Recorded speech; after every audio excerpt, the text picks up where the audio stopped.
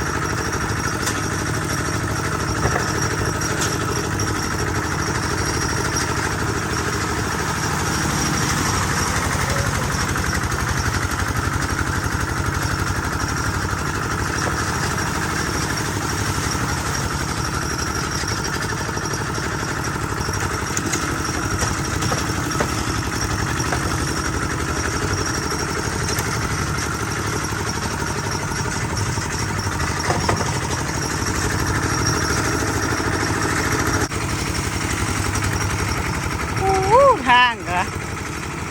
จำไปยังชาน้ำทางเนาะเอ้ยหุ่นทางเป็นมือกล้องให้บ่ออย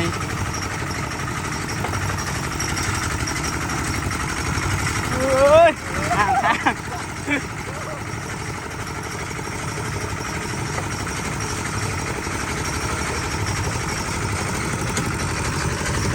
เฮ้ย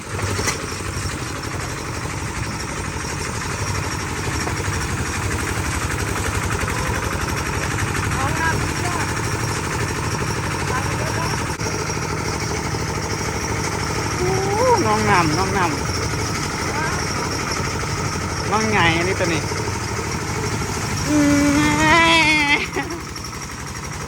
เมื่อก่อนก็อยากแลนไปทางนา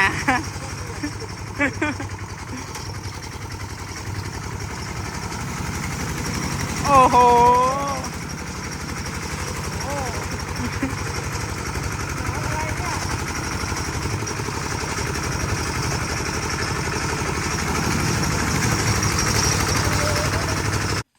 รอบที่สองพี่น้องเนาะใหม่ได้เรือสำนีเนาะ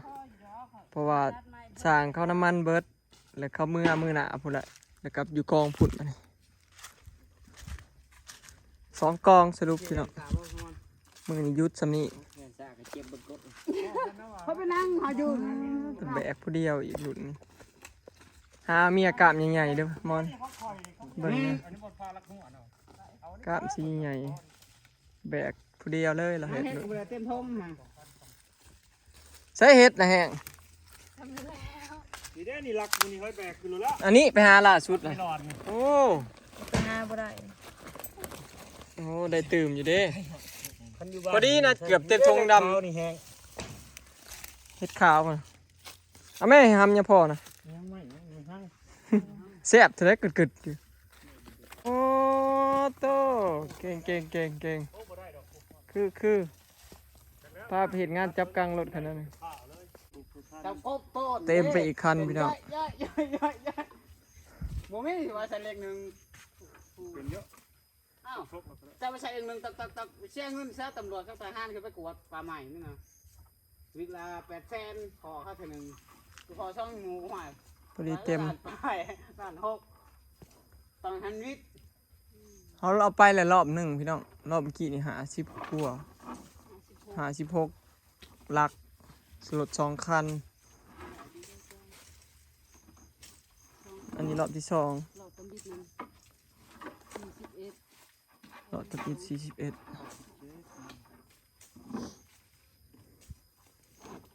มัดเป็นพี่น้องคนเมือสรุปก็คือได้แต่2 รถนี่แหละเพราะว่าสร้างตัดใหม่เขาเมื่อแล้วเขาเมื่อเลยน้ำมันเบิร์ดเขาอะกับคำเนี่ยนะไม่ใช่เขาอยากเมื่อ5 โมงแล้วมันกระเทินนะเขาเมื่อ มันขี้แล้วก็บ่แล้ว คันผ่าไว้ผัดยันขี้ลักมันลัก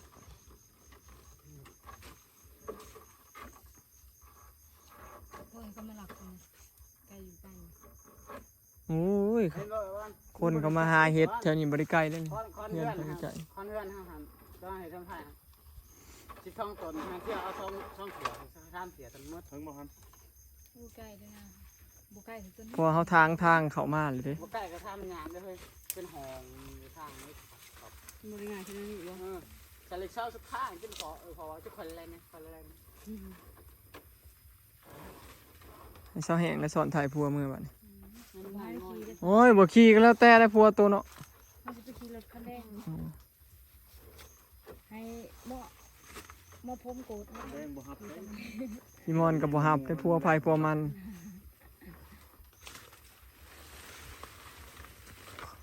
คอยเจ็บก้นจนหอดเฮือน เข้าไปนั่งยังรอหรือว่ายืนไปเข้าไปนั่ง ไก่ ไอ้ขึ้นนะ เว้นว่าขามาหันยืนสุดท้าย เต็มรถจ้ะมาแล้วครับคอยเมื่อผู้เดียวรถมอนี่ใส่เกียร์ซองจนหอดเฮือนย่านเด้อเพราะให้กับกานั่งน้ำปุ๊บปุ๊บปุ๊บสายสิ่ง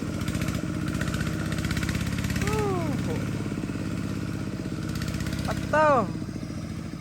ผมมีค่าเลย ว่ามีค่านอกจากต้นไม้แล้วก็เอาไปอยู่มาอีกกองพี่น้องป้ากองนี่ก็บักหลายนะมันสิเบิดรถเฮาอยู่บนนี้งามมาลีว่ะอ้าวหลายอีหลีพี่น้อง แม่น60อยู่มั้ง เอ้าโมแม่นเดี๋ยว60 ขึ้นรถก็คือจะมาลายเลย เออ ได้กระเดะเมื่อ ย่อนะไม่แห้งเห็นบ่เอ้ยวอนตัวนี่เบิ่งแน่โอ้เออเฮ็ดสู่เขาว่าไงมือแรงสิบอกมาเต้าจัดให้ดอกหนึง มือแรงให้รางวัลเมียเด้อให้รางวัลเมียนี่เออ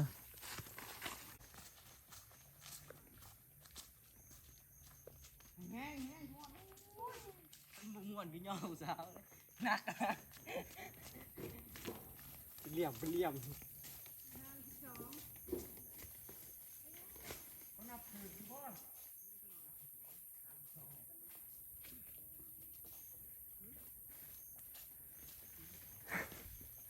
เห็นเวียกใช่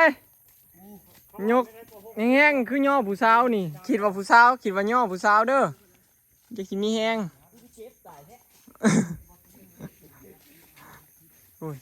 ยิงแก่งต้องห่วงรถนี่ บ่สามารถแคนเรา มาลักหัวบ่สามารถแคนมันเท่า ปาโต้สาวแห้งโอ้เฮ้ยคือเฮ้ยคือขนาดหน้ากล้องฮักกันย่อสามโดนสาวแห้ง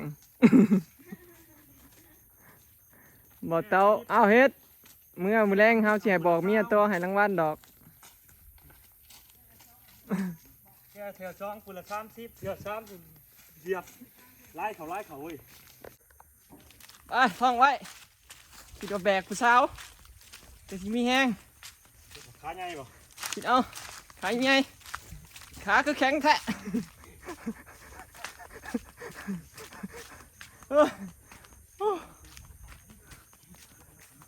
ปะโต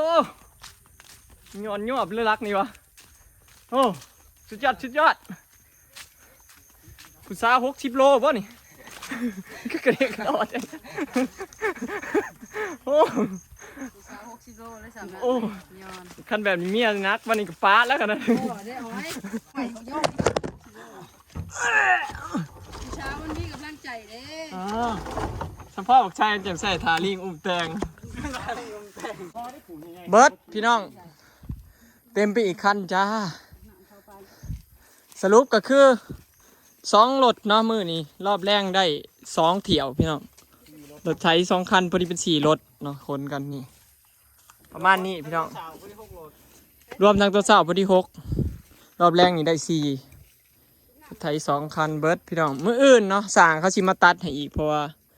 มื้อนี้มันค่ำเลยน้ำมันเขาก็เบิร์ดยัง2 กกบ่2 กกไปกับประมาณเที่ยวนึงเนาะมื้ออื่นประมาณนี้เนาะไปเมื่อคนลงพี่น้องบัดนี้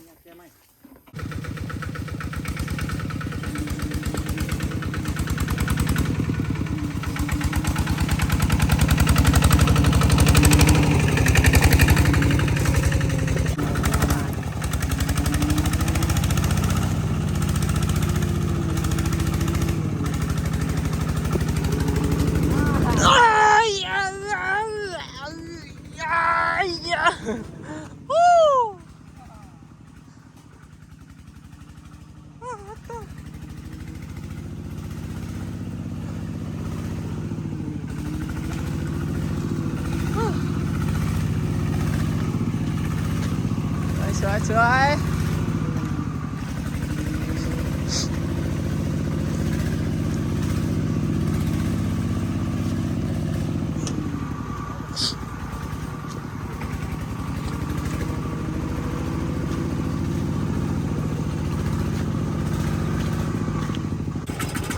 โอ้ยพี่น้องสิฮอดเพื่อนกับบ่ฮอดบ้านนอดไม้ มันบ่ออกเล่นมุนด้วย โอ้ยเป็นน้ำมอเตอร์ใส่เกียร์2นี่แหละเสกคักๆเลยแลนไปซีไว้ขิงรุดนี่ก็บ่ไหว้เลยเนาะ แม่แนบกับปิ่งเหมือนกันคอยเมื่อคอยเมื่อ คอย นักหลวง คอยเมื่อคันนี้นะมันขาดเลยนะเนี่ยมันแน่นกระยะล่อรุดบ่คือหมูได้นี่ไปเนาะแหกเบิ่ง ช่วยมาแก้พื้นกับชาวบ้านปีนนะไปก็สิฮอดสิล้มครัวหอยว่าตีนจิ้งคือคุณไปก่อนรถจะได้กล้า แน่นโยกขามาบังเจ้าเนี่ยเจ้าผ้าบังเต้าหยกล่อล้างขางหนึ่งนะ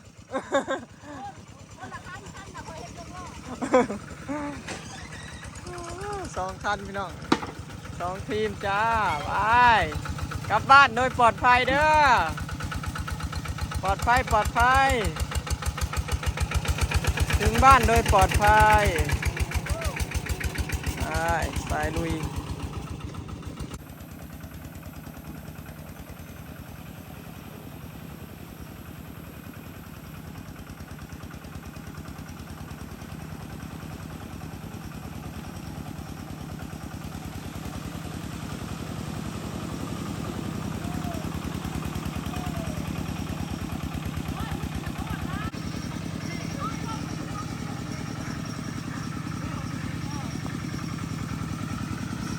แม่น้องเมยอ่ะรถอันนี้โค้งนั่นนี่พี่น้องยกล้อขางหนึ่งนี่บอลโคกติวคอยใช่เยียบบ่อเต้าคอย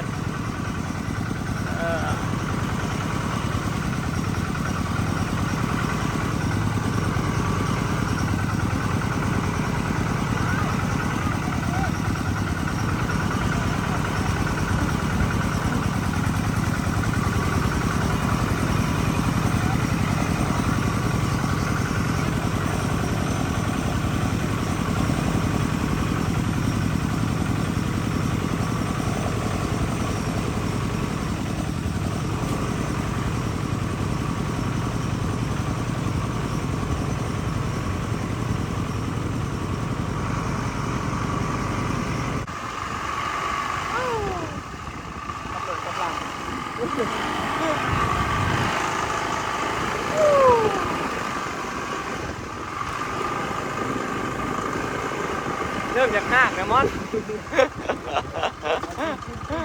โอ้ยพี่น้องเอ้ยเกือบขาดเอาทีมกระโบรถนะครับ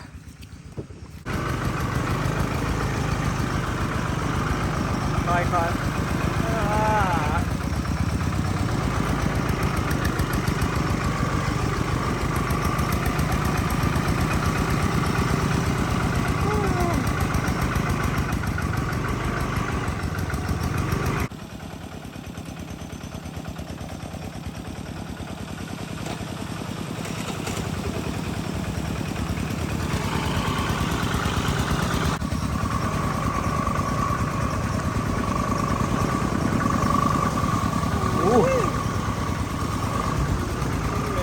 คา ก่อยเยี่ยมเยี่ยมเยี่ยมเยี่ยม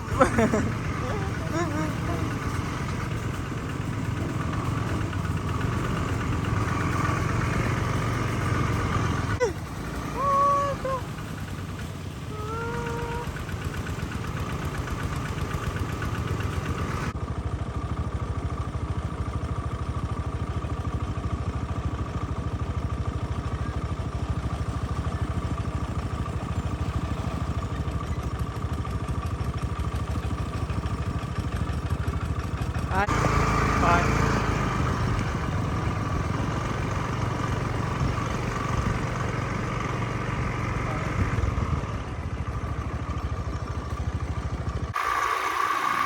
ได้พี่น้องคลิปนี้ม่วนอยู่บ่ม่วนเนาะ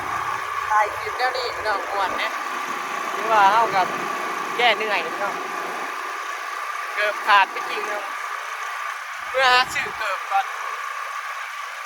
ไรสิอุปถัมภ์ก็อุปถัมภ์พี่น้องเกือบคู่หนึ่งขาดยังไงเกือบก็ขาดพี่น้องอุปถัมภ์เนี่ยคลิปนี้ก็สิขอเก็บภาพบรรยากาศไว้สำหรับเด้อพี่น้องเอาฝากคลิปฝากกดไลค์กดแชร์กดติดตามเป็นกำลังใจให้หน่อยเด้อพี่น้องไปแล้วสบายดี